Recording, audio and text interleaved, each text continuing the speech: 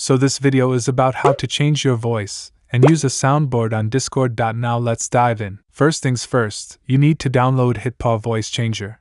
Just click the link in the description or the comments to get the latest version. Once it's installed, you'll see the setup page. Select your real microphone and speaker device, and make sure you can hear yourself. Then click Continue and say something to hear the voice changing effect. Let's have some fun with HitPaw Voice Changer. After setting up, click Done and go to the real-time voice interface. Here, you can change your voice to sound like various characters or celebrities in real time. Choose the voice you like. I love Narpi's voice. Hey guys, this is Narpi. Then go to the soundboard interface. Here, you'll find a ton of sound effects. To make it easier to use them on Discord, we can set up keybinds for our favorite sounds. Now we've finished setting up HitPaw Voice Changer. Next, let's go to Discord.